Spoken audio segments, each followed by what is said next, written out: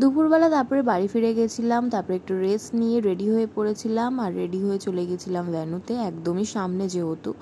আর সেখানে গিয়ে দেখছি যে অনেক লোকজন চলে এসছে। আমি সবাইকে রেডি করে দিয়ে তারপরে নিজে রেডি হয়েছি। রেডি বলতে সেরকমভাবে কিছুই হয়নি, কারণ এতটাই গরম পড়েছিল তার জন্য। আর এখানে লোকনাথ বাবার স্থানটা এরমভাবে সাজানো হয়েছে, প্রতি বছরই এরকম সাজানো হয়, আর যেটা কিনা দেখতে সত্যি দারুণ লাগছিল। আর খাবারের মধ্যে ছিল আমপান্না, আর এখানে ছিল জল, তারপরে ছিল খিচুড়ি, চচ্চড়ি, পোলাও, আলুর দম, পনির, চাটনি, পাঁপড়, পায়েস আর বোঁদে ছিল। আর প্রচুর লোকজন চলে এসেছিলো, প্রচুর ভিড় হচ্ছিল আস্তে আস্তে। আমি যখন এসেছিলাম তখন অলরেডি 8:30, আর 8টা থেকে মানুষের আসা যাওয়া আরম্ভ হয়ে গেছিলো। তো তার যত রাত বাড়ছিল তত ভিড় বাড়ছিল। আর আমাদের এখানে সবাই আসে, প্রতি বছর যারা যারা আসে তারাই আসে। আর অনেক না বলা ব্যক্তিজনও আসে, কারণ আমাদের পুজোটা এরকমই যে যে কেউই আসতে পারে।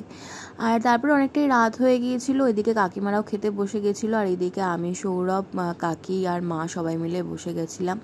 রাত তখন প্রায় 11:30, আর এখানটা প্রায় খালি হয়ে গেছে, আর কেউ ছিল না, বাইরের কেউ, তো ঘরেরই সবাই এখানে ছিল। আর আমার অবস্থা এই যে এরম বিধ্বস্ত অবস্থা, ঘেমে নে একাকার। তারপরে বাড়ি যাওয়ার পথে আর কি এখানে সবাই মিলে একটু দাঁড়িয়ে গল্প আড্ডা দেওয়া হচ্ছিল, সবাই মিলে একটু মজা করে তারপরে আমরা বাড়ি ফিরে গিয়েছিলাম।